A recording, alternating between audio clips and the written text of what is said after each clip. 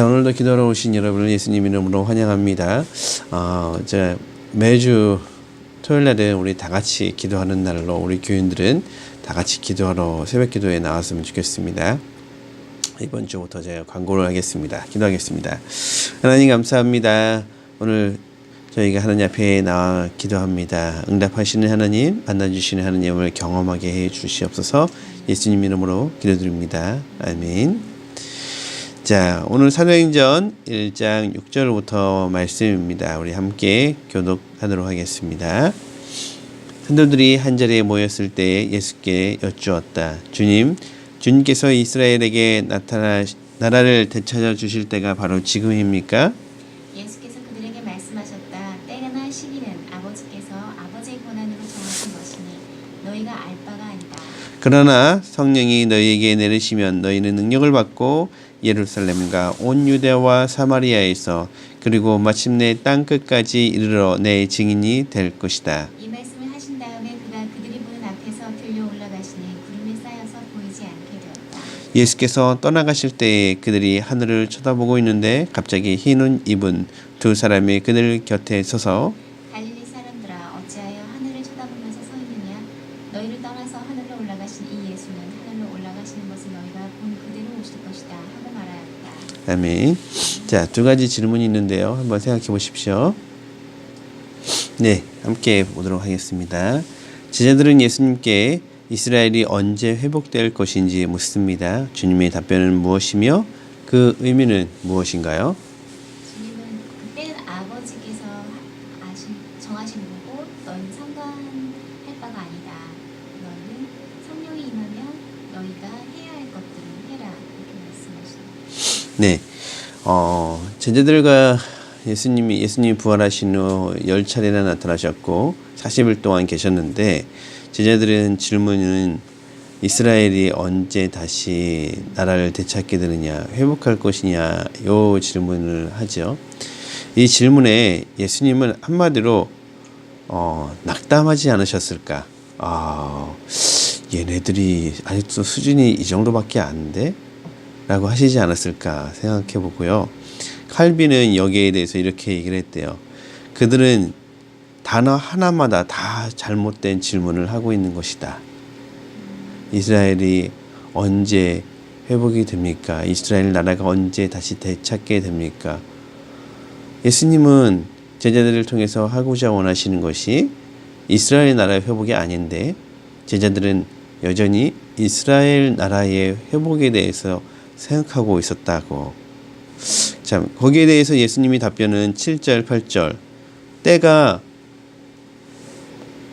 때를 너희들이 알 바가 아니야 라고 하시면서 얘기를 하시죠. 거기에 대해서 우리는 세 가지를 특징을 살펴볼 수 있는데 첫 번째, 예수님이 답변을 통해서 우리가 예수님이 이 제자들의 잘못된 인식을 잡아주는데 첫 번째, 제자들은 이스라엘 나라의 회복에 대한 것을 얘기했는데 하나님은 영적인 것에 대해서 얘기를 하셨다는 거예요.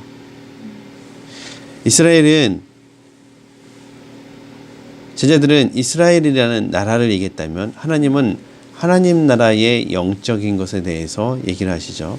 그렇기 때문에 때와 시기가 중요하지 않지요.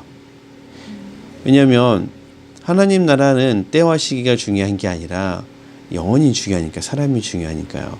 근데 제자들은 이때입니까? 저때입니까? 이렇게 물어본 것이죠. 거기에 대해서 예수님이 다시 정확하게 바로 잡아주시고요. 두 번째, 제자들은 이스라엘 나라의 회복에 대해서 관심이 있었죠. 즉 유대인에 대해서 관심이 있었죠. 그렇지만 예수님은 온 세상에 대해서 관심이 있으시다. 온 세상 사람들의 회복, 온 세상 사람들의 구원, 이 부분에 관심이 있으시다는 것을 표현하고 계시죠. 세 번째로, 하나님 나라는 점진적이다.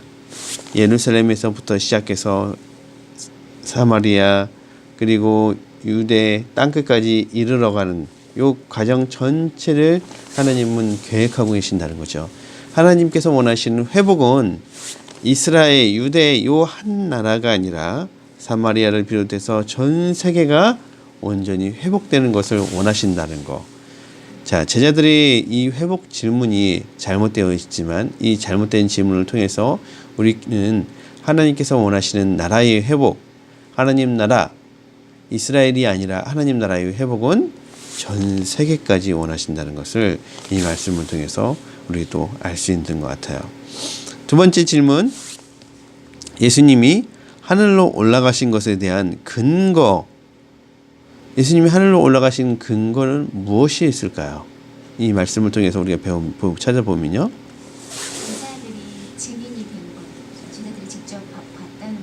네네네. 자, 가장 큰 증거는 목격자가 있었다라는 거죠. 목격자가 그들이 보는 눈에서 들려져서 올라가셨다는 거. 이것이 가장 큰 증거라는 거죠. 자, 그 외에도 증거가 될 수 있는 것들을 우리가 성경 본문 말씀을 근거로 해서 우리가 유추해 볼 수 있는 것은 신약 성경 어디에서나 예수님이 승천하셨다는 것을 지지하고 있죠. 예수님이 승천하셨다는 기사는 사도행전에만 나오지만 다른 성경에서도 예수님이 승천하셨을 거라는 것에 대한 기사에 대한 것을 얘기하고 있어요.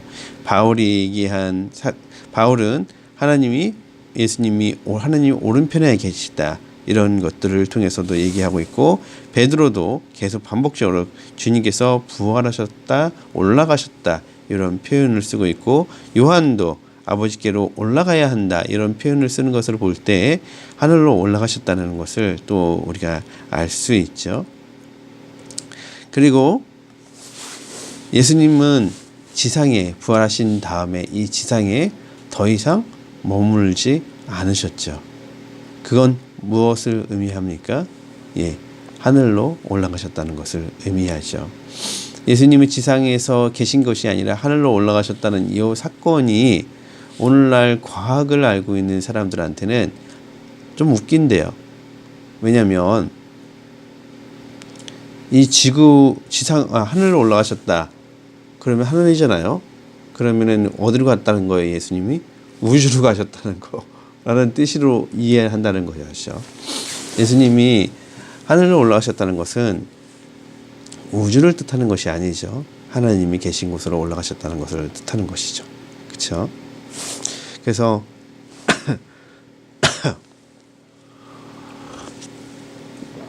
어떤 사람들은 이 승천 이야기를 잘 받아들이지 않는다고 얘기를 하는데, 그것이 과학의 근거라고 얘기를 해요. 참 이해를 못하는 거죠. 우리가 과학의 근거를, 우주로 가셨다는 얘기가 아니라 하나님 우편에 계시다는 뜻인데. 자, 오늘 말씀을 보면서 두 가지를 기억했으면 좋겠습니다. 우리가 생각하고 있는, 우리가 원하는 것들은 되게 근시안적인 것들이 많죠. 당장에 우리 모임이, 우리 교회가 부흥하고 커지기를 바라는 거, 그런 것들을 바라보고 살 때가 참 많이 있어요. 네, 하나님은 우리에게 원하시는 것들은 눈에 보이는 것, 당장에 여기가 아니라 하나님께서 원하시는 것은 영적인 거고 하나님 나라에 대한 것이라는 거. 그래서 우리 교회만 이것이 아니라 하나님 나라에 대한 생각을 우리가 품고 살아야 된다는 거. 두 번째, 예수님은 하늘로 올라가셨어요. 하나님 우편에 계세요. 그리고 우리를 위해서 기도하고 계시죠. 자, 다시 오실 것에 대한 말씀이죠. 예수님이 우리를 위해서 하늘에 계시다는 거 잊지 않고, 그리고 예수님 앞에 기도하는 우리 모두가 되길 간절히 바랍니다. 기도하겠습니다. 하나님 감사합니다.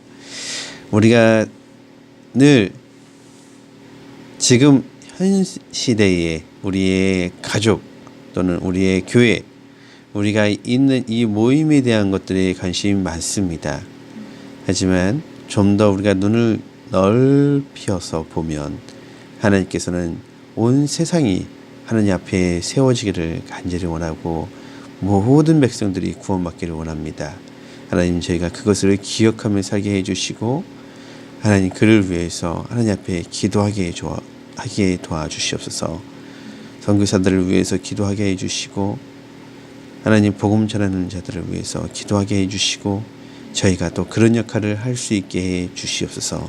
예수님 이름으로 기도드립니다. 아멘.